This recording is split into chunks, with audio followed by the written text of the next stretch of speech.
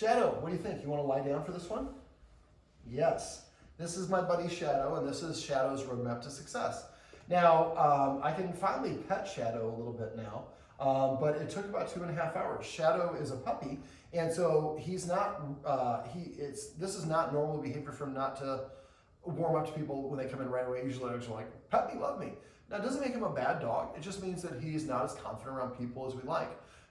Large breed dogs, their personality solidifies around 3 years of age. He's about 10 months? Yeah. 10 months. So we have a lot of time, but every day that goes by, this personality trait becomes more solidified. So what I'd recommend the Guardian does is go through his phone contacts list and start inviting 1 or 2 friends to come by a week. When you invite a friend to come over, they can kind of help you, and I'm going to go through your greeting ritual at the door. So if you're one of the friends watching this, this is what you would do. So when you come over, call ahead of time or text and coordinate. We'll leave a bag of treats for you outside the door or at the gate. Now, do you have security? Do you hear when people are walking up your gate? So, okay, so for that one, does he get aroused when he hears those sounds, those chimes? Yeah. So what you can do is record the chime on maybe your partner's phone, and then when nobody's coming up and it's nice and relaxed, don't do it when there's construction or the baby's crying or other stuff because that adds stress. So what I do is I play the chime sound and then give him a treat. Play the chime sound, give him a treat. If you play the chime sound the first couple times, he's probably going to run up and run to the door.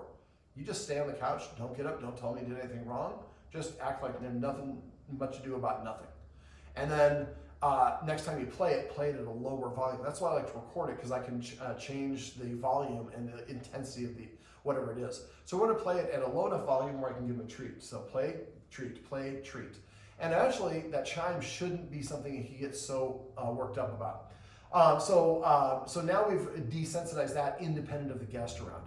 The guest comes over and they have the high value treats. Now I always use these are Tricky Trainers, soft and chewy liver flavor.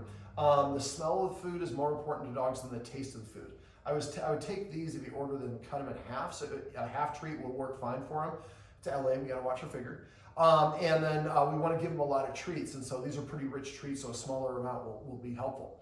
So your guest comes up with a bag of the treats that he's already familiar with, and if it's a guest he's really scared with, use the Stewart's. But sometimes the Stewart's is so high value, the dog kind of forgets about their fear because they're really interested in treats, but we're not, I don't want to spike it too much that way.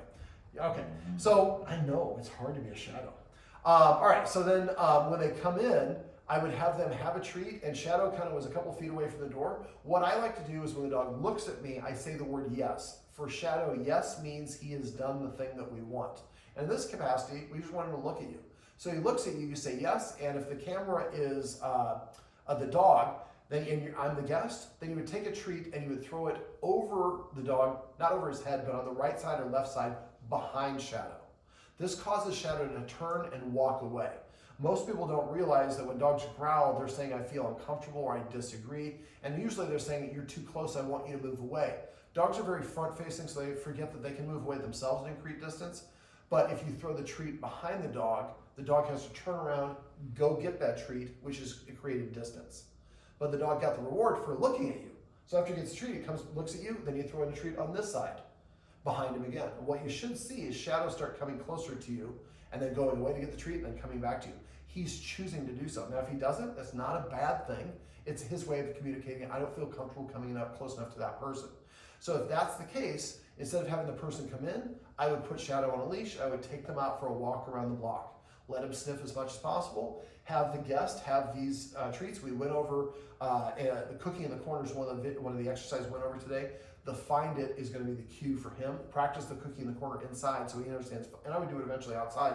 Find it means I can throw treats on the grass. Now your guest is out walking with you guys. Shadow's probably going to be a little bit aloof, and every once in a while stop when there's no dogs running around, nice grass. Show him you have a treat and just say find it and toss it on the ground. When he looks it up, say yes, and then walk a little bit more. Your guest can also ask Shadow to sit. If Shadow doesn't sit, only ask once. If he doesn't sit, then keep on walking. And no reward, no treat. So if you do what we want, you get a reward. If you don't, nothing happens. And on this capacity, if he doesn't sit, it might not be disobedience. It might be his way of saying, I don't feel comfortable putting myself at a disadvantage with a stranger. So you walk around the block, and every once in a while you're doing this find it, and your neighbor's asking, or your friend is asking him to sit. When he starts sitting, you say yes, give him the treat, and if he gets up when your friend delivers the treat, Your friend could ask for the sit and say yes, and you could deliver the treat yourself. But eventually we want to transit, and if your friend can't deliver the treat, that means that they're not ready to come inside. So remember, and this is kind of the theme of this whole session, is we go at the dog's pace, and we only move forward when the dog communicates they're comfortable with it. So in this case, the dog's sitting and not moving so far away. If they did move a step away, 2 away, that's fine. But as soon as they sit, you say yes, and then you give them a treat, and then you keep on walking. And you might have a guest or two that come around and walk around the block, you do this, and then the guest leaves. It's better to have the guest leave early and the dog wanting more from the guest than the other way around. And so, I know people get frustrated about that, but if we rush and we have the guests come in, well, you're here anyways, well, then we might have a big setback. Now, if you have to have the guests in, they came from Los Olivos or whatever, maybe Shadow goes and hangs out at his pen, and then you guys are outside, so you're not forcing him to deal with this. You want to make sure your friend hangs out a little bit. We just don't want to force him to be around people he doesn't like. And when people come in, and they should have treats as well. You might want to get one of these. This is the mini treat pouch from PetSafe. And it's got a belt. I just like using the clip. You can give this to your guests when they come in and just explain how to use it. Grab it, wind it up, and make sure it's full of treats. Now Shadow's like, the guests come over, they have the goodie treats too. So I start feeling good about them. Now, when the guest is able to actually, when we open the door, if you're able to throw those treats and Shadow's coming closer and closer to you, then what I'd like to have you do is sit in the door with your back to the house and you're facing the street. And we're gonna let Shadow come up and sniff you. And if Shadow and the guardian here will do a good job of communicating what to do. So kind of narrate, okay, he's coming up and sniffing you a little bit. I'm not worried about him doing anything other than sniffing. He comes up and sniffs, and what we do is, guess what, I'm gonna go pet you. He's gonna have difficulty getting touched. So the best thing you do is he comes to sniff you is hold still. Stop talking, just hold still, try not to move at all. And he'll probably go away, come back and sniff you again, do it a couple times. After the third time, I maybe would hold out a treat to my side with a flat hand. Now, a couple tips for dogs. Looking him directly in the eye, he was a little bit reactive to that, and most dogs consider that a challenge. Front-facing approach is considered confrontational, sideways is approachable. So when you sit in the doorway, you're kind of, and Shadow's over here, he's kind of on your side. You're kind of showing Shadow a little trust by saying, I'm gonna put myself in a little bit of a vulnerable position. Shadow's gonna come up behind you and sniff your butt and sniff you. Don't pet him. You're letting him come and meet you on his terms and feel comfortable with you. And the more that you don't touch him, the more trust he's going to have. I usually, and when I do want to pet a dog, I kind of hold my hand out like this. And a lot of times I go like this. Now, don't go in his face.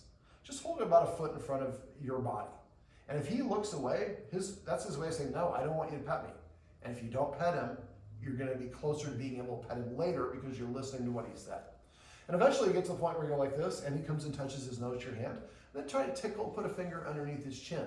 But again, if he turns away, if his ears rotate back or he pulls away, or you get the vibe that he doesn't want to do, don't try to pet him. The goal is not for you to pet him. The goal is for you to help Shadow understand that you're trustworthy, you're going to listen to him, and you're not going to make him do more than what he can do. And after a while, Shadow's going to feel more and more comfortable coming over with these guests. Now, I usually like to try to get the dog to sit before I come in. So I tell the dog to sit, it sits, I give him a treat. Do that a couple times, and before you come in, I would throw a couple treats far behind him so Shadow has to move further away. When you stand up, you become more authoritative, so having a little distance can help Shadow feel a little more comfortable. When he comes back over to you, turn sideways, so Shadow's in this position next to you. Sit, and give him a treat if he doesn't. If he sits, say yes and sit. Now, if he doesn't sit and he's uncomfortable, there's nothing wrong with just free treating him treats. Just like rubbing somebody's shoulders can help them feel more comfortable. But if he won't sit, probably shouldn't have the guest come in. When the guest actually can come in, he will sit. Then I'd have the guest come in and sit on this side farther away from your entry, and I would also get a lick mat. Put peanut butter, frozen yogurt, cream cheese, or canned pumpkin, something he will lick on it, on the floor, maybe over there by the door. So what we're trying to do is pair the endorphin release of licking with the presence of this guest. And then if you can, put as much on it as you feel is appropriate. When he gets done, try to have your guest, depending on how it goes, if he's still not certain, as soon as he gets done with that, try to have the guest bounce. Shorter visits are going to be actually more productive than a longer visit. So try to find people who are close by. So those are kind of some tips that you can do with this. And again, go for a walk. Even if you have a good situation, going for a walk each time you come around. The dogs like walks. I'm assuming he likes walks. So yeah, you're pairing the licking with a guest. Now you're pairing another activity the dog likes with a guest. Okay, so now let's go through what we went over today. We started off with a marker word. His marker word is yes. Make sure you load it. By the time you watch this video, hopefully this is done. So later today, walk around yes, treat in every room in the house. Have your wife do that later in the evening, and then each of you do it 2 or 3 times yesterday, or each one of you do it twice tomorrow, and then maybe twice on Saturday. Then you're done loading. You don't have to load it anymore. You know you're done when you say yes and it looks up at you, because that means yes means I'm going to get a treat. Then we can start using the word yes as we were today. Yes is your way of telling him good dog in a way that he literally understands as saying good dog. So if you say good dog, try to stop and say yes. And when I say yes, don't say any other words for 5 seconds. I should have a link to marker words below this or above this video somewhere. So watch that post, read that video. Just make sure you're familiar with how to use marker words. We also went over hand targeting to help the guardian practice the timing of his marker words, and you did a great job. Practice that one. I have your wife practice that one as well, and practice that one to the point where you can have him from like maybe your front door and say boop, and he runs over and shoves his nose to your hand. You can use it as an alternative recall. We usually use it to reposition. So if he knew it really well and he's standing up and I wanted to look over here, I go like this, track my hand this way, now he's looking here. Track my hand this way, he's looking over here, because they're teaching him to follow your hand. This helps later on in training. If I'm trying to teach a dog, let's say he's sitting and his head is here, and I want him to lay down, I can hold a treat and lure him down, but I don't want to walk through life with treats for my dog. So I teach him to track my hand, I say, what do we say, boop, and then he lowers your hand, and you're luring him into a down on the floor, and when he lays down, you say yes, and then you reach and give him a treat. You don't have to show him the treat. That's really what it's designed for. I use it to help you with your timing, but it also is an engagement exercise. If he knows how to do it, your guest says boop, and he doesn't come over and touch his nose to your hand, he's saying, I'm not at that level with this guest, which is fine, but it just tells us if he won't come over and touch his nose to the guest's hand, the guest should not be petting him. And so that's why it's important to find guests who will listen to you. All right, and so after that, we went over the celebrate game, which is the easiest way to train a dog. In essence, it's basically when he chooses to do things that you like, you say your marker word and reward him when you don't ask for it. He comes up to you and sits down, yes, and pet him. Lays down, yes, and pet him. Drops a ball, yes, and pet him. Go to the dog bed, whatever the thing is that you want. Anything your dog is doing right before you mark and reward is what they're being rewarded for. Most of us reward our dogs for barking, jumping up, stealing, taking the kids' toys. Don't. Instead, what we want to do is if you do what I want, you get a reward. If anything else happens, nothing happens. And so after a while, he gravitates to wanting to do it. And half of how dogs learn is not hearing the marker once they know it. So if, when we were doing the hand targeting, if he got this close but didn't touch, we didn't say the marker word. That helps him learn. I have to actually do the finished product in order to get that reward. Okay, so we also went over Cookie in the corner. That's the one where he threw the treats on the ground. And he goes and looks for them. And make sure you do it in a corner where it can't go under a fridge or something. We also went over the nail conditioning. I had the guardian do it. There's a video above this one, so I'm going to let the video speak for itself. But remember to go at his pace and let me know if you have any questions with that one. We also talked about exercise. Most dogs are under exercise. He clearly is right now. But the guardian here does a really good job of exercising him. He does it in short bursts frequently throughout the day, which is the best way to do it. There's physical exercise, there's mental stimulation, and there's some that are a hybrid. Taking your dog out for a sniff walk is a hybrid. The dog is walking but also sniffing. And the guardian here is doing a great job. He lets him sniff it pretty much everywhere as long as he wants to do, as long as it's safe to do so. Now, I'd also have a treat. Every time he gets done sniffing, say his name when he looks at you, say here, and then start lowering the treat, and he comes back to you. And then let him go and sniff around and pull out another treat. So every time he gets done sniffing, you say his name and look after, or every time he looks at you, you say yes and hold the treat down. Well, if you're the slot machine of treats, I'm going to pay a lot more attention to you. I'm going to take a couple steps and look, and after a while, then it's maybe every second look before I give a treat, third look before I give a treat, but we're having to check in. And we also went over some loose leash walking exercises. So the first one that we did was we walked around him. Now, if I want my dog to walk on the left side, I walk around it in a counterclockwise circle. In this case, he wants to walk on the right, so we walk in a clockwise circle. So I'm just walking around the dog. As soon as the dog looks at me, I say yes and hold the treat out while I continue to walk. The dog is coming towards me. Now, when I'm delivering the treat, I want to deliver it on my side, but it's behind the seam of my pants. If we deliver it in front, we're luring the dog to walk in front of us. Most people want the dog to walk next to him or slightly behind. So you just keep on walking around that circle and use the whole room, so you're as far away as possible. Now, if I'm walking next to the dog and he turns behind me, I immediately do another circle because I want to put him back on my right side. So you're gonna, when you do it, you'll take a right circle and then keep on doing that circle in front of him until he's back on your right side, and then you can do the exterior circle. So the idea is conditioning him to stay on your right or left side. It's not wrong to have your dog walk wherever, but I just find it's a lot more helpful and easier for dogs and people if they pick a right side or left side and always walk the dog on that side. They know this is where I'm supposed to go on a walk. If I don't know where to go, that's where I go. And so after a while, he'll start following around. When he does that, then you want to start walking around the house, and then you're going to hold your hand here behind the seam of your pants with the treat. And I like to have a whole bunch, and I shake one down to this, from the forefinger, so I can give it to the dog. So first, every step, I'm saying yes and giving a treat. And after a while, he's now following along with you around your house. There's no leash. Doing it inside is the best place to do it because there's no distractions. Nothing to sniff. I've already sniffed it all. The treats are more important to me. So now he's getting into a habit of following you. Walk around your whole place. And at first, it's every one step you give a treat, then 2 steps, then 3 steps. Eventually, you're walking the lap of your whole house, and he gets a treat at the end. But if he starts losing interest, that might mean your treat frequency is not fast enough. So go, give it a little bit. Nothing wrong with giving treats when we're teaching him. So as many as we need to for him to process it, and the lowest value treat you can get away with. Once you can do it here, then I'm going to do it in your backyard. You have a nice backyard, walk around the pool and the whole area and change your direction and get him used to walking, again, with no leash. And sometimes I mess with him. I'm like walking, the dog's walking next to me, and I might like stop and walk a couple steps backwards. And does he come and track with me? That's the other exercise I showed you where I asked you if you're a dancer, where we move our right leg and our right arm back. As your arm goes back, you did a really good job. I didn't mention this. When you're going down, you want to kind of go down as you go away from the dog. And I didn't mention that. You did a good job of doing that. The lower you go, the more it's for the dog. So if your dog doesn't follow you, make sure you're going at an angle down.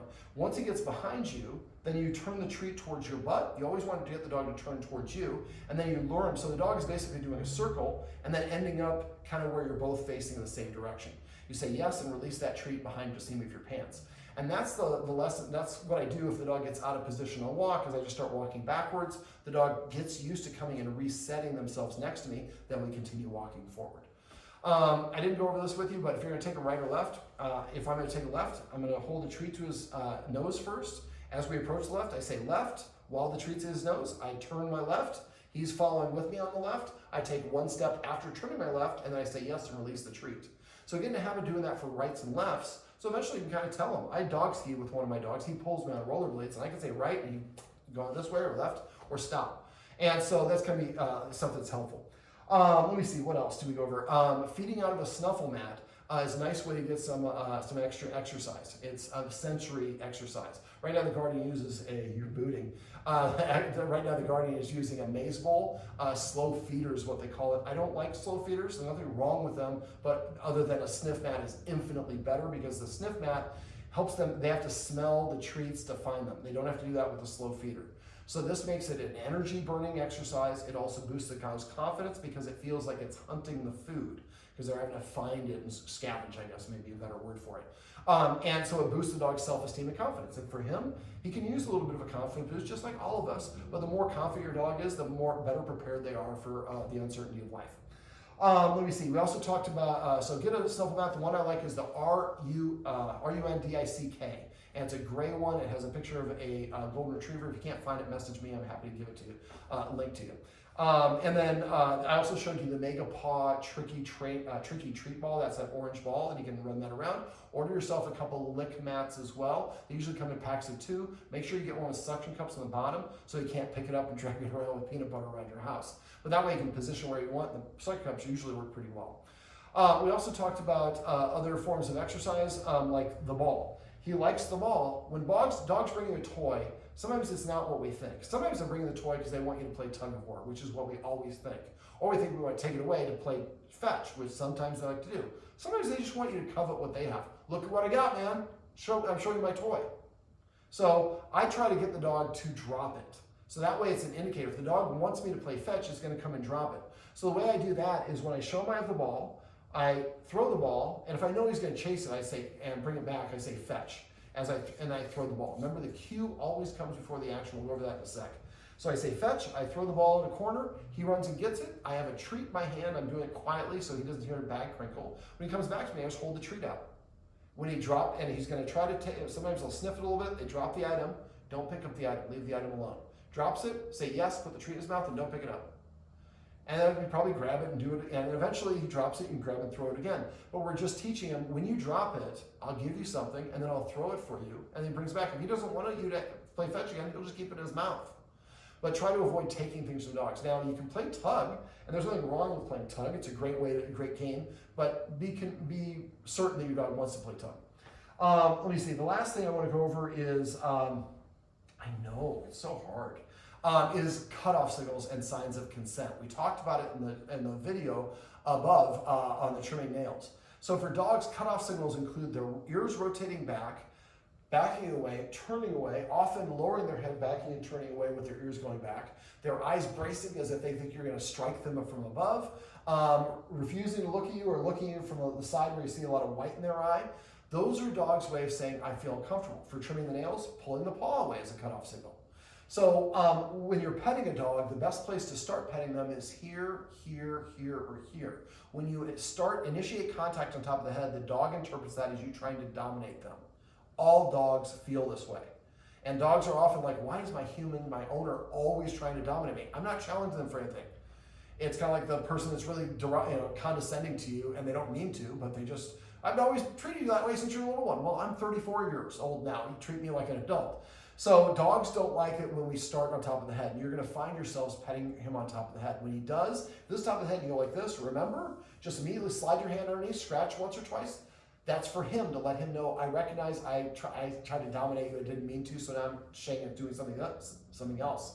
Then pull your arm back and then initiate contact underneath or on his chest, wherever his favorite place is. That's to reprogram your brain so that you start reaching to pet him underneath. He's going to meet somebody. If he gets to the point where he wants to meet people, tell him.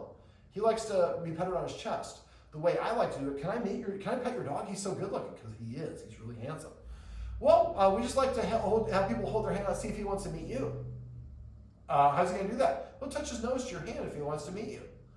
And if he turns his head aside, he's saying, I don't want to meet him, and that's okay. He does not have to meet other people he doesn't want. You should not force him to meet people he doesn't want. It's a common mistake a lot of people make. Same thing with growling. Remember, never disagree with your dog for barking or for growling or lunging. Lunging means you got way too close, but a growl means I feel uncomfortable or I disagree. So if your dog growls, move the treat behind, move your dog away or throw a treat behind or move the thing away. Solve the problem. If you tell your dog not to growl, you'll teach your dog not to growl. They'll go straight to a bite instead of a warning. We like the warning. I'm trying to think what else was I. So yeah, for cutoff signals. So when I want to meet a dog, if somebody meets him, just ask them to hold their hand out and see if he wants to meet him. If he does, then tell them he likes being petted under his chin or his chest. Now, if you go on the chest, that requires a little bit more of a reach. Some dogs might prefer this, but the reach causes a problem. So you might just say he just likes under his chin. And so most people will kind of do that, or you can just give them a treat. Can I pet your dog? You want to give him a treat? I'd love to give him a treat. Now they're giving him a treat. He likes that, and there's no petting. And if somebody's not listening to you, if you have to step in between them, the more that he sees you're not going to let a situation that he doesn't want happen, the more confident he's going to be in other situations. And so watch for those cutoff signals, especially for yourself. I'm going to try to link it above in the write-up here. But one of my things I love hearing, it's not that I love people hearing they're doing it wrong, is my clients saying, I didn't realize my dog didn't like this, and this, because I've known I made a quality of improvement life for the dog. The human didn't do that intentionally. And now that they're aware of the dog doesn't like it, they stop doing that. That makes the dog feel more relaxed and comfortable. That's a beautiful thing. I'm trying to think, is there anything else I covered that you want me to go over? No, I think that's it. You covered the celebration. You covered I guess manners. Manners. For manners, so if he comes up and nudges you, remember or pausing you, that's, go make me chicken nuggets, daddy. So you're going to say sit or down one time. If he sits or downs, then you're going to say yes and pet him. If he doesn't, go back to watching TV, doing whatever you're doing. And so these things, this works in conjunction with the celebrate game. So he knows if I sit, my daddy pets me.